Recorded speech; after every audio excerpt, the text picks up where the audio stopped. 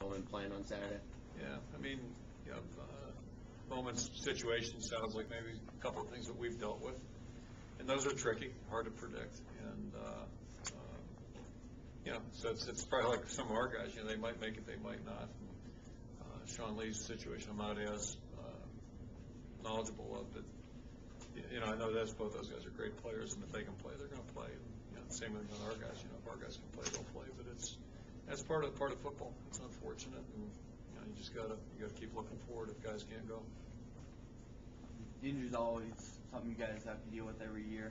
Something you always preach is next meeting. How are some of these guys like Allen, Riley, somebody in that receiving core, maybe Paul Cheney Jr. How are they embracing that? Yeah, I mean, if there's any good news here, you know, I started talking about Reisner back in spring. And I think I said, you know, he had a really good spring. He was just really looked good in camp. You know, so he's at a point now where I think he's a very confident player and a good football player. You know, what it really means is when Tony's not out there, and when he is out there, we've got two pretty good tight ends. When he's not, we got one. You know, so but he'll do it just fine. I mean, Allen made big plays for us already this year, and he'll continue to do so. Riley's a little bit younger, and he's working, you know, get some good on-the-job training here, and you know, his degree of difficulty will go up a little bit this week too. So just like it did last week, but you know, he's responsive, and he's a tough guy. We felt good about him last spring, and he's got good mental toughness, so he'll weather it.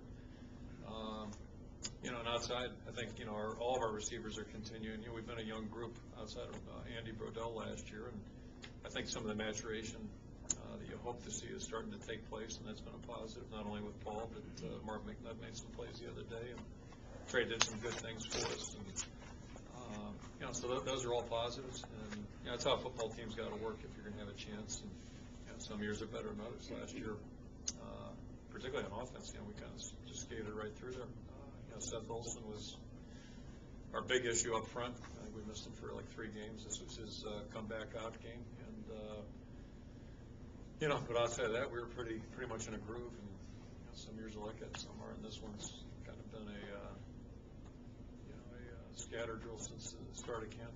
It's just the way it goes sometimes. It's not much fun. Reisner seems real natural at catching the ball. Is that something he's had to work on, or take me through his progression of how he's improved as a player? I think his ball skills have been pretty good from day one. Not the same as, but sort of like Brandon Mars. And you know, what he had to work on was the maturation part and blocking. I think that's usually one of the biggest challenges for any tight end, particularly guys that have some skill in the passing game. And you know, like I said, they could have thrown us in jail 2 years ago for child abuse, you know, but we had nobody else, so we threw him out on the field. I think it was the Illinois game, and you know, I swear he looked like he was 15 out there in his helmet. But you know, we were kind of out of players, so sorry about that, Al. But I think, you know, to his credit, you know, he's a young-looking guy, but he's got good mental toughness too, and he made that experience work for him. He made some plays for us 2 years ago and played better last year, and I think now he's really enjoying the game because he's got the ability to go out and play and do all the things that we try to ask our tight ends to do. So, yeah, it's a lot more fun, you know, when you're better equipped to handle the challenge. Is there anything that you can simulate in practice to kind of mimic what the surroundings might be, whether it's turn on music really, really loud and try to work with the signals? That's part of our routine weekly, home or away. We just do it on Wednesdays, particularly for the offense. I'm not as worried about the defense, but it's not as big a factor, I should say, for the defense for obvious reasons. It's really more of a factor at home for our defense. So they're kind of used to communicating visually, but yeah, we do it every Wednesday, home or away, just to, you know, get the guys used to it. And I think we just started that a year ago, maybe. For a long time, I just thought that was all garbage, and we used to do it in the '80s, and we did it when I was in the NFL.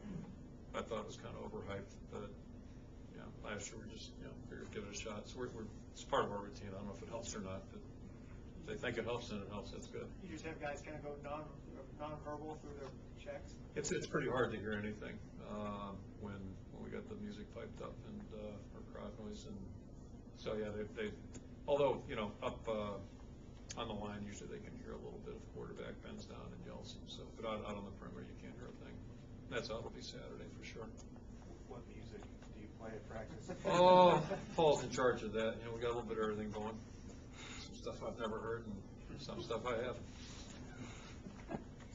We piped in some crowd noise last week, right? I think it was an Australian football game or soccer came from Denmark or something like that. It sounded like a foreign crowd. Penn State this year looks like Penn State every other year. Yeah, unfortunately, they do. They've got a good football team. Yeah, I know the quarterback at Ohio State's garnered a lot of attention, rightfully so, but, you know, Darryl Clark's a veteran guy who's played in a lot of big games and done a great job. Royster's as good a running back as you're going to find anywhere. He's excellent.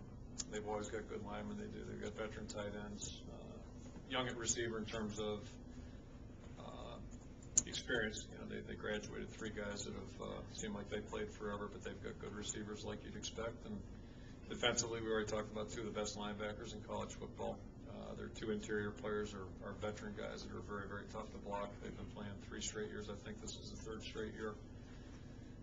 Young guys on outside, but they're big physical guys that are good athletes, and their secondary is young in terms of experience, but they're talented too. So there's a reason they're ranked in the top 5, 4th and 5th, I think it is right now. And, you know, we're playing a really good football team, and they've got a tradition of kickers, and it seems like that's going strong too. They've got a good kicking game. Look at these defenses.